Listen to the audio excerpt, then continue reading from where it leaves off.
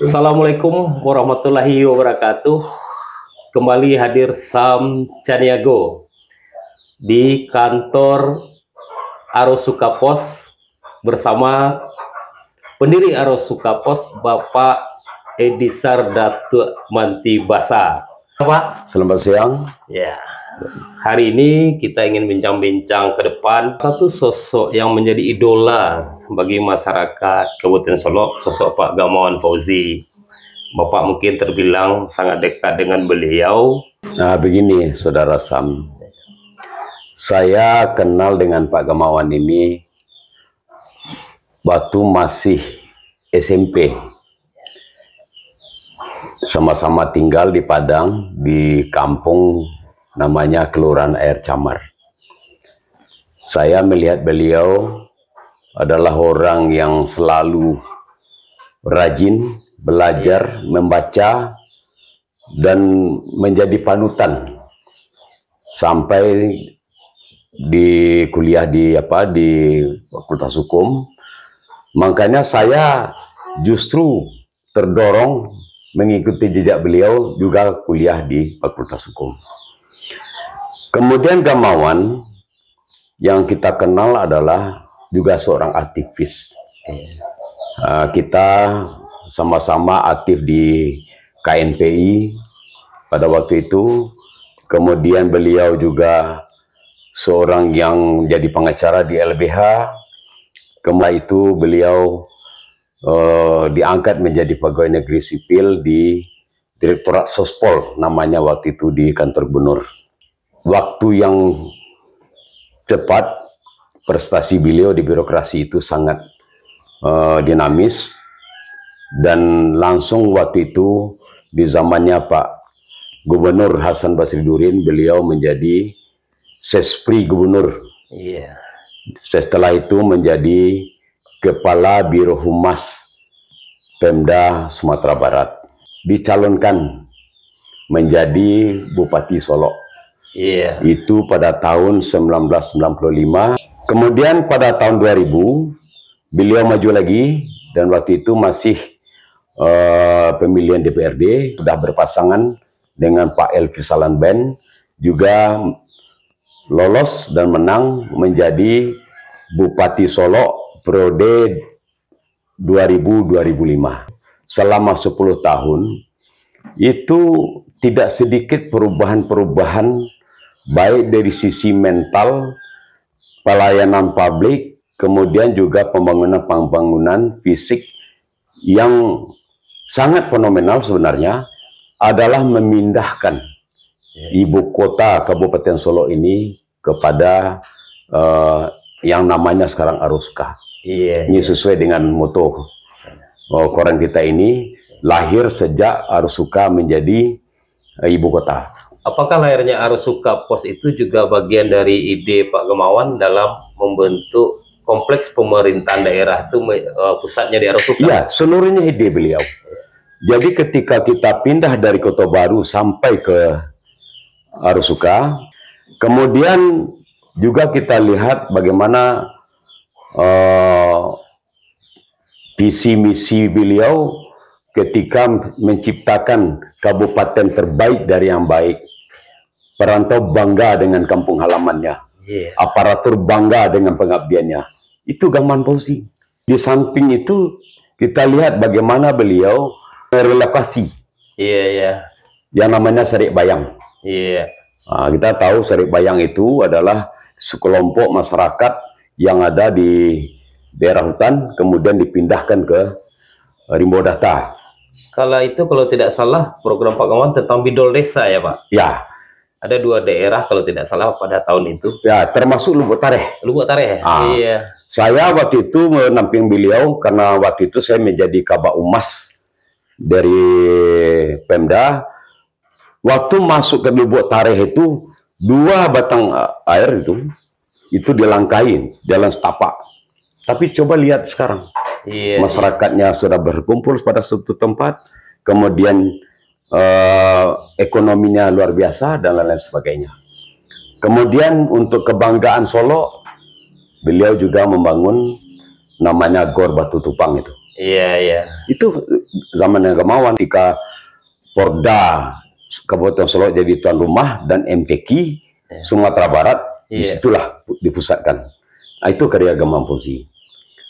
Kemudian dari sisi pemerintahan, ini pengalaman saya melihat beliau. Saya tahu betul bagaimana ketika beliau membuka namanya pelayanan publik. Dan semua kabupaten kota dari Jawa segala macam belajar. Belajar ke Kabupaten Solok. Termasuk juga bagaimana beliau pulang dari Korea pada waktu itu. Itu 2003 ketika saya menjadi kabak organisasi.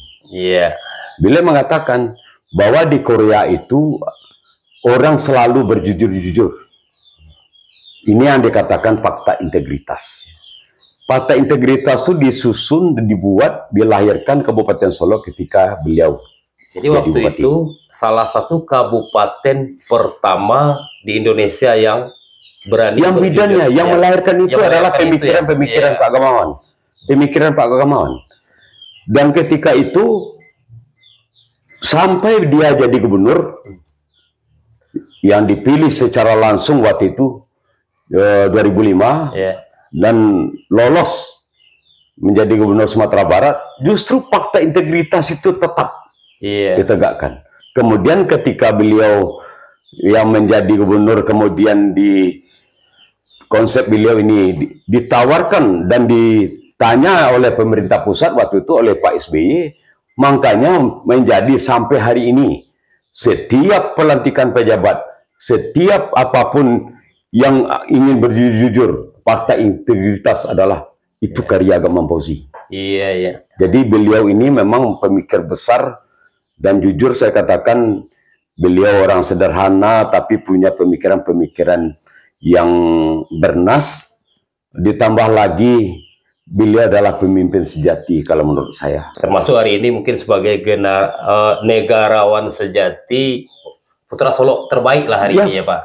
Belum bisa menanding beliau. Dia sukses jadi bupati, sukses jadi gubernur, kemudian menjadi menteri dalam negeri. Itu luar biasa. Dan malah yang hebat satu Pak, Solo itu sampai hari ini visi misi Kabupaten Solo itu tidak bisa hilang Pak, menjadikan pemerintah Kabupaten Solo terbaik dari yang baik. Jadi ini memang suatu pondasi yang dibangun Pak Gamawan di Solo di dalam meningkatkan kekuatan sebuah pemerintahan pada waktu itu. Jika pemerintah tidak kuat, maka akan sulit untuk mewujudkan sebuah kemajuan bagi daerah. Nah, ini seperti yang Pak Edisar sampaikan tadi. Kita melihat dulu ada mungkin Giro to Giro, pelayanan satu pintu, itu menjadi suatu model di Kabupaten Solo. Sehingga untuk langkah ke gubernur, Pak Gamawan pada waktu itu adalah produk sistem perubahan dari pemilu di Republik ini dalam sistem pemilihan langsung pertama dilakukan waktu gubernur. Kacamata Bapak Edisar melihat waktu itu Solo, atau tokoh Solo ini gimana pada proses mengantarkan Pak Gamawan, Pak? Waktu itu ketika beliau menyatakan hampir mengakhiri jabatan pada 2010, kemudian beliau kita bersama-sama mendampingi beliau, kemudian maju untuk calon gubernur Sumatera Barat. Waktu itu beliau berpasangan dengan Pak Marlis, Profesor Marlis, almarhum almarhum. Kemudian saya masih ingat itu di Ayani poskonya utama, disitulah gagasan-gagasan, dan ketika itu pula hampir seluruh masyarakat Kabupaten Solo bersatu mendukung beliau. Kenapa? Karena perbuatan yang sudah dilakukan lewat tugas-tugasnya menjadi bupati itu sangat berkesan, dan sampai hari ini belum ada tandingannya.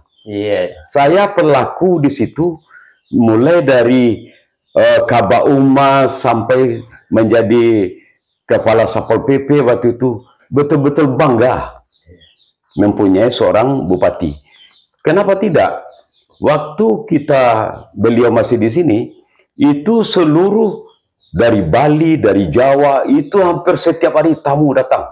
mempertanyakan bagaimana pelayanan publik, bagaimana pelayanan satu pintu, kemudian bagaimana giro to giro. Kalau boleh istilah Pak Gamawan sampaikan, saya masih ingat itu. Tidak ada lagi yang namanya hujan meja mata air dan meja mata air. Tapi sebaliknya sama. Disitulah mulainya adanya tunjangan daerah yang diperlakukan sama. Jadi semuanya itu konsep. Kalau Pak Gamawan ini orang yang konseptual. Ilmu filsafatnya, ilmu masyarakatnya ini luar biasa. Dan saya jujur saya katakan beliau ini adalah sosok bupati yang sering berdiskusi di luar kantor. Kalau saya ingat, beliau kan perokok, saya perokok, kita perokok, teman-teman yang lain juga perokok. Berdiskusi dengan beliau itu dari jam ke jam, itu kopi itu sampai 2-3 kali ganti. Begitu tidak terasanya ketika beliau mencurahkan pemikiran-pemikiran. Kemudian kami staf pada waktu itu ada beberapa orang dipanggil, kemudian melahirkan konsep-konsep yang dinalarkan, yang keluar dari nalarnya Pak Gamawan itu. Jadi ini manusia yang boleh dikatakan super, boleh dikatakan ya, dia sederhana, kemudian berkata sopan, humanis, bicara dengan siapapun, kemudian ketika masyarakat yang jauh terpencil pun dilayani. Dan maaf, saya bilang begitu, mungkin bupati yang kalau dulu waktu beliau bupati ya, itu kita ini bertugas sampai ke Sangir. Iya, ya. Karena waktu itu kan Nagari 83, sebelum terjadinya perpecahan Solok Selatan dengan Kabupaten Solok. Pemekaran gitu, pemekaran daerah. Tetapi begitu dia menjadi bupati pada 2004 itu, beliau menyetujui usul, saran dan lain-lain sebagainya dari dosen-dosen kita dari Solok Selatan. Ya, pemekaran Solok Selatan itu di penghujung jabatan Pak Gamawan kedua pada waktu itu ya. Iya. Jadi itu tepatnya 2004. Prosesnya mulai di akhir-akhir 2003. Kemudian saya mengikuti itu dengan beliau, bertemu dengan tokoh-tokoh dari Solok Selatan pada waktu itu. Kemudian ada Raja Sungai Pagu, ini yang bupati sekarang Pak Kerunas, kemudian ada Pak Safrizal, mantan bupati yang pertama, kemudian ada Pak Aliman Salim almarhum. Kita berdiskusi itu, akhirnya jadi. Tidak ada yang tidak jadi kalau Pak Gamawan yang mulai. Ya, kalau penataan daerah dan pemekaran daerah itu tidak serius oleh orang yang memimpin, karena ini sebuah risiko Pak secara politis gitu. Karena kala itu Pak Gamawan Fauzi itu menjadi pengambil kebijakan bagaimana ini Solo gitu. Maka penataan daerah itu suatu hal yang sudah wajib dilaksanakan sesuai pertumbuhan masyarakat dan wilayah yang cukup luas. Ini memang beliau termasuk salah satu tokoh yang tidak bisa lepas dari pemekaran di Kabupaten Solok Selatan. Nah, ini ada hal menarik pada waktu itu, sejauh mana skala prestasi internasional. Ada semacam Bung Hatta Award, ini yang diraih Pak Gamawan, ini dunia yang akui gitu Pak. Mungkin sejauh apa dulu proses itu? Jadi begini ya, yang pertama saya masuk dulu kepada bagaimana ketika Pak Gamawan melakukan effort approaching untuk menyampaikan ide dan gagasan. Misalnya contoh, ada beberapa contoh yang saya ingat. Misalnya pemindahan Pasar Guguk, dipindahkan. Pemindahan Pasar Talang, dipindahkan. Ketika Pasar Cupak, dia punya terobosan. Jadi Cupak bypass itu adalah Pak Gamawan. Saya ikut mendampingi beliau ketika bertemu dengan masyarakat, bagaimana maaf, boleh dikatakan tidak ada zamannya ganti rugi pada waktu itu. Orang respon dengan beliau, dengan cara beliau melakukan pendekatan kepada masyarakat. Luar biasa. Kemudian kalau di dalam berdinas, saya masih ingat ya, ada Pak Surya Dharma Ali waktu itu kepala dinas peternakan, dia pernah ngomong, ya Pak Gamawan ini gimana? Dibuatkan surat jalan. Iya. Dia nggak mau. Kalau ada kepala dinas dulu membelikan tiket dia ke Jakarta atau dinas ke Jakarta sama, beliau nggak mau. Beliau ada dinasnya sendiri. Nggak mau dia memberatkan staf. Nggak ada. Ini Allah Subhanahu Wa Taala menyaksikan, saya menjadi saksi hidup bagi Pak Gamawan itu. Dan itulah sampai hari ini kenapa saya pun sudah pensiun menjadi pamong. Iya. Saya terobsesi kenapa seorang Gamawan Fauzi ini. Saya kecewa sebenarnya ketika beliau tidak mau lagi jadi siapa-siapa setelah jadi Mendagri. Iya, iya. Sebenarnya negara ini rugi. Iya. Rugi sebenarnya. Tidak memakai jasa pemikiran, konsep, dan lain-lain sebagainya dari sumbangsi pemikiran Pak Gamawan itu. Dan saya mendengar hari ini beliau juga masih ada dosen di beberapa perguruan tinggi, termasuk di STPDN. Alhamdulillah, ini pencerdasan untuk generasi-generasi kita untuk menjadi pemimpin di masa depan. Tapi melalui pemikiran beliau masih membangun daerah, Pak. Kita lihat beberapa karya tulis beliau juga menghiasi dari media kita hari ini. Gitu. Ya, contoh ya, kita juga banyak mengutip tulisan-tulisan beliau. Termasuk di Arus Kapos sendiri, kemudian ada di media-media nasional, ada di media-media lokal Sumatera Barat. Pak Gamawan ini dia seperti air mengalir. Dia tidak akan pernah berhenti dalam berpikir, dalam melakukan sesuatu, berbuat sesuatu untuk masyarakat banyak, untuk apalagi untuk Kabupaten Solok, kampung beliau, termasuk Sumatera Barat. Masih banyak tokoh-tokoh yang menghormati beliau. Saya yakin itu. Kemudian beliau di suatu kali saya bertemu, kalau tidak salah ya sekitar beberapa bulan yang lalu, masih seperti itu pemikiran-pemikiran beliau. Dan saya mengatakan bahwa belum ada tandingannya. Tapi memang Pak Gamawan itu sampai hari ini sebagai tokoh besar di Solo itu nama beliau masih tetap bertarta di masyarakat, masih harum gitu. Karena belum ada sosok yang akan menggantikan dalam pola beliau dalam memimpin. Seluruh aspek dulu beliau sentuh gitu. Mungkin aspek kekuatan pemerintahan menjadi pemerintahan yang lebih baik, seperti tadi pasar-pasar untuk sektor ekonomi masyarakat, termasuk juga pendidikan. Jadi seluruh ini bermuara kepada sebuah prestasi yang mengantarkan beliau menjadi Gubernur Sumatera Barat. Ya, jadi setelah beliau mengakhiri jabatan sebagai Bupati, kemudian digantikan oleh Pak Gusmal selama periode 2010-2015, itu Pak Samsur Rahim, kemudian Pak Gusmal lagi. Di situ sebenarnya itu tidak terlepas dari 25 tahun ya enggak, pembangunan Kabupaten Solok. Itu yang masih saya sampaikan, visi misinya masih seperti itu.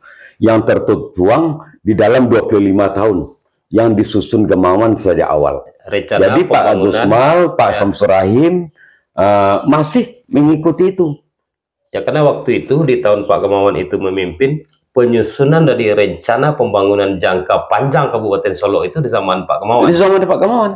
Jadi ketika Pak Gusmal melanjutkan, Pak Samsur Rahim melanjutkan, tambah lagi Pak Gusmal melanjutkan, itu mengisi kisi-kisi itu. Apalagi kalau ketika itu misalnya seperti saya, kemudian kalau Pak Gusmal kan dari kepala PMD di zaman beliau, kemudian jadi Bapeda, kemudian juga di BKD namanya, kemudian di Sekda. Itu tidak lepas dari aura beliau. Jadi kami sepertinya beliau itu mampu membangun sistem. Misalnya contoh, kalau di zaman Pak Gamawan itu sebuah jabatan itu yang berkarir. Misalnya saya dari kepala seksi, jadi kabak, jadi camat, jadi kepala kantor, ya kan? Kabak Humas, jadi kabak Humasnya, kemudian jadi asisten, berjenjang ke atas. Kalau sekarang kan tidak. Itu berapa pangkatnya tuh? Enggak ada sistem sistem itu enggak ada. Jadi meloncat-loncat saja. Apalagi kalau zaman sekarang kan zamannya apa namanya pilkada, nama tim sukses, walaupun dia seorang guru, naik pangkatnya 4A langsung kepala dinas. Jadi tidak pernah belajar kawah cakra di muka.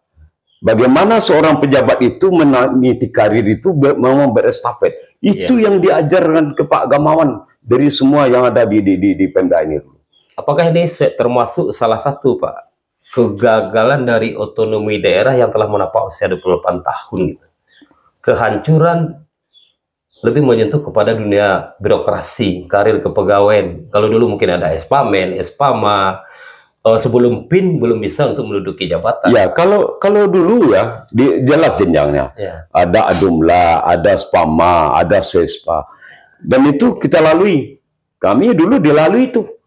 Kalau sekarang kan tidak, ada juga, tetapi tidak menjadi prioritas. Seharusnya tentu ASN ya, yang di Komisi ASN yang memikirkan itu, kemudian juga Menteri Pendayagunaan Aparatur harus memberikan bagaimana seorang PNS itu, apalagi di Pemda. Tambah lagi kita di Pemda ini kan seperti tidak bisa berkreasi banyak, karena memang ruang lingkupnya berbeda. Kalau PNS dulu di zaman Orde Baru ya, kita ini bisa dinas ke Jakarta, dinas ke apa namanya, pindah ke departemen, pindah kantor gubernur. Kalau sekarang kan instansi vertikal yang mendapatkan itu. Kalau kita pegawai daerah ya daerah aja mentok. Ya sekda lah paling tinggi. Jadi semakin menarik kita dialog hari ini, kita lihat dari pengembalian otonomi, dari desentralisasi ke sentralisasi ke desentralisasi itu satu pengaruh di dunia birokrasi, dan juga pengaruh otonomi daerah itu. Apakah menurut Pak Edisar yang juga bagian pakar di pemerintah ini, munculnya raja-raja kecil kabupaten, apakah ini sebuah dampak yang negatif bagi? Ya, sebenarnya ini yang sudah terjadi ya, yang beberapa waktu tahun yang lalu. Saya malah waktu itu ketika Pak Gamawan jadi Menteri Dalam Negeri, beliau sebenarnya sudah menyusun kembali bagaimana undang-undang pemerintahan daerah. Kalau seandainya yang dipilih secara langsung itu adalah bupatinya, kemudian wakil bupatinya adalah seorang birokrat yang diusulkan oleh bupati terpilih misalnya. Itu kan sebenarnya bagus. Jadi tidak ada bentrokan, tidak ada merasa dualisme kepemimpinan, dua matahari. Dan rata-rata sekarang kan antara gubernur, wakil gubernur, bupati, wali kota dengan wakilnya kan cecok terus. Tidak terbangunnya suatu sinergitas kerja yang bagus. Tidak ada. Vertikal ya. Tidak ada. Malah justru dari pengalaman kita ini ada blok. Ada blok. Itu orang Pati itu. Itu orang Wabuk itu. Sehingga kita PNS ini atau ASN ini bingung dengan kondisi real yang seperti itu. Mudah-mudahan ini menjadi referensi bagi Mendagri hari ini ya Pak. Karena untuk melahirkan sebuah pemimpin, kita melihat ada satu istilah dari Rocky Gerung itu ya. Yang pertama perlunya, kalau dulu ada namanya Lemhanas gitu. Memproduk karakteristik dari pemimpin itu sendiri. Yang pertama mungkin etikabilitasnya, moralitasnya. Bagaimana pemimpin itu mampu membangun harkat martabat daerah yang dipimpinnya. Hari ini kita lihat itu hampir terkubur semua. Bagaimana ini pandangan Pak Edisar melihat ini, Pak? Ya, sebenarnya itu tatanan itu sudah berlangsung sejak lama. Saya masih ingat dulu calon-calon kepala daerah itu ikut Lemhanas, ikut kewaspadaan nasional. Malah waktu itu kalau masih berlaku namanya P4 ya, pedoman penghayatan Pancasila, pejabat itu terukur. Wawasan kebangsaan dan lain sebagainya terukur. Tidak seperti hari ini ya, kita lihat sebenarnya kalau sudah terpilih ya menjadi kepala daerah itu tentu harus memahami ilmu politik, ilmu pemerintahan, tata negara dan administrasi negara. agar tidak tersesat dalam memimpin daerah. Nah, kita hari ini kan tidak boleh sebenarnya karena ada koridor-koridor, ada batasan, kita diatur oleh ada Permenkyu, ada Permendagri segala macam yang tidak boleh kita abaikan. Nah, ditambah lagi misalnya contoh ya, kita ini di pemerintah ini hari ini daerah ini kan dinilai oleh pusat. Ada namanya LPPD, laporan pemerintahan daerah ini secara nasional, baik provinsi maupun kabupaten kota itu dinilai rapornya. Nah, sekarang kalau dulu ya, kalau di zamannya Pak Gamawan itu ya semuanya dinamis gitu, terukur gitu. Siapa yang berprestasi ya promosi lah, siapa yang menonjol ya berprestasi lah. Tidak ada misalnya contoh, walaupun sekalipun ada para ASN itu orang dekat beliau, ya karena kemampuannya terbatas. Jadi Pak Gamawan itu feelingnya luar biasa. Misalnya contoh sosok si A misalnya, aduh susah, ini kabak paling tinggi ini. Ini bisa nih kayak Eselon 2. Ini bisa ini. Itu hebatnya Pak Gamawan. Jadi ilmu jiwanya, sosiologinya luar biasa. Nah itulah, tidak ada orang memiliki itu. Kalau sekarang kan enggak, baru temu sesuatu biar nongkrong gini segala macam, udah langsung jadi kepala dinas, langsung jadi kabak dan lain-lain sebagainya. Tidak melalui sistem birokrasi yang bertahap tadi yang kita sampaikan. Jadi beliau berani saat memimpin memberikan sebuah reward and punishment terhadap menghargai sebuah prestasi dan Pak Gamawan begitu. Pak Gamawan tidak ada. Dia orangnya rileks, santai, ngopi, merokok. Tetapi kalau ketika mengambil keputusan, dia tegas dan tidak ada marah. Nggak ada marah. Mamanya cek lah. Kalau istilah orang Padang, lah jalannya dia tapi cara Pak Gamawan ini memarahi staf segala macam, orang merasa harga diri orang. Jadi dia tidak pernah Pak Gamawan ini melihatkan dan gini bupati. Siapa dia? Ada seperti itu, tidak ada. Pak Gamawan itu orang telaten dan lain sebagainya. Makanya saya lihat ketika Pak Gamawan itu, ketika dia lolos jadi gubernur, saya sudah memprediksi kalau begini terus Pak Gamawan, jangan-jangan nanti SBY jatuh cinta. Ternyata dia jadi Menteri Dalam Negeri, dan itu kebanggaan orang sipil pertama menjadi Mendagri di Republik ini. Luar biasa. Itu Putra Solok tidak hanya Kabupaten Solok, tapi Solok Raya menjadi bangga gitu. Dan saya tidak setuju orang melecehkan beliau kan. Siapa Pak Gamawan, siapa? Jujur saya katakan. Berarti orang yang bicara seperti itu orang yang tidak punya konseptual, tidak punya pemikiran, tidak punya etika dan lain sebagainya. Paling itu buzzer-buzzer bodoh yang berada di media sosial. Itulah dibayarin aja. Tetapi kalau orang tahu ya, saya pernah membuat sebuah buku Pak Gamawan ini waktu saya di Kabak Emas. Saya cetak buku namanya Sepenggal Pengabdian. Jadi Sepenggal Pengabdian itu ketika saya di Kabak Emas dicetak, saya cetak dan itu terlaku jual. Sepenggal Pengabdian ketika dia menjadi bupati yang pertama. Dengan itu saja sehingga lewat jadi bupati yang kedua. Tapi dulu melalui kaset juga Pak Gamawan juga membangun daerah ya, mulai nyanyi, membuat satu kaset, pernah dengar itu? Jadi dulu Pak Gamawan ini memang dia mencari dana.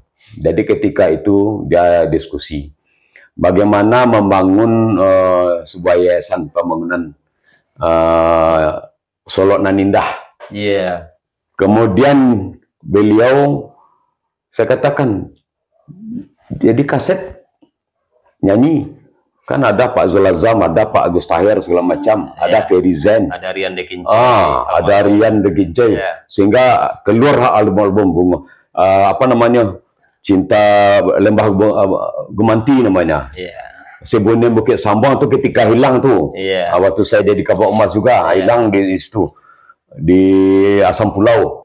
Zaman itu ya 600 juta, 400 juta itu luar biasa dengan menyanyi. apalagi waktu itu ya, di Waktu tahun itu. 2000-an. Saya masih ingat tuh, masih di Kota Baru kami enggak belum pindah ke Arusuka. Begitu luar biasanya beliau. Jadi start idenya, jadi kalau kita bicara start idenya itu lahir dan tidak pernah kering. Iya. Dan dia mampu berdiskusi berjam-jam dengan siapapun dan tidak pernah menyakiti orang. Ya, memang sampai hari ini 74 Nagari Pak Gamawan itu masih menjadi suatu figur di tokoh masyarakat. Sampai masyarakat Nagari itu kita masih lihat popularitas beliau masih bagus. Karena beliau banyak hal yang beliau titipkan dan tinggalkan untuk Kabupaten Solo. Seperti ikon Solo yang pernah menggema itu Pak. Saya pernah, Solo itu dikenal sebagai kota markisah gitu. Ya. Ini juga bibit-bibit seperti ini dalam rangka membangun sebuah fondasi ekonomi di masyarakat pertanian. Ini juga sempat luar biasa untuk bagian selatannya Kabupaten Solo sesuai potensi tanah ini cukup sampai hari ini gitu Pak. Jadi di zaman Pak Gamawan itu banyak sekali ya perubahan-perubahan itu. Saya masih ingat waktu itu kan saya ketua KNPI di Kabupaten Solo ini, ketua Kosgoro. Kemudian bekerja sama dengan Valda Negeri 9 Malaysia. Waktu itu kita berdagang markisah. Lewat Dumai, kemudian Malaka, saya organisasi menelepon dan itu didorong terus oleh Pak Gamawan ini. Kemudian bagaimana pula untuk meningkatkan sektor pariwisata, kemudian UMKM. Beliau sangat antusias dengan hal lain seperti itu. Kita masih ingat ya di Biteh Kacang itu, itu ada pesanggerahan, kemudian ada juga di Lubuk Selasi, ada Syariah, kemudian ada lagi yang event-event yang diikuti oleh Pak Gamawan ini luar biasa. Dan UMKM di zaman-zaman itu begitu hidup. Setelah 98-99 itu kan kadang-kadang ekonomi kan waktu itu bergulat dengan situasi politik pada waktu itu. Tetapi Solo justru keluar dari suasana seperti itu. Nah, jadi kemudian indikatornya Pak Edisar melihat dari karya Pak Gamawan di Kabupaten Solo sampai hari ini masih tetap menjadi idola. Oh iya, saya bagaimanapun sampai saya nafas ini berpisah, saya tetap Gamawan adalah orang pemimpin terbaik yang pernah menjadi komandan saya dan akan dan sekaligus menjadi kakak saya. Itu tidak akan lepas. Pemirsa, itu dialog kita bersama salah satu birokrat seniornya Kabupaten Solo yang tidak asing di Solo Raya ini ya, Pak Edisar Datuk Manti Basa. Baik di kalangan pegawai negeri, di kalangan tokoh-tokoh adat, bahkan sampai masyarakat di seluruh nagari di Kabupaten Solo dan juga di Solo Raya. Jadi salah satu edukasi yang bisa kita petik dari dialog hari ini adalah tingkat kesabaran pemimpin. Barangkali itu sebuah edukasi hari ini. Nantikan Sam Caniago bersama tokoh-tokoh berpengaruh lainnya di Kabupaten Solo. Kami akhiri. Assalamualaikum warahmatullahi wabarakatuh. Waalaikumsalam warahmatullahi wabarakatuh. Terima kasih Pak.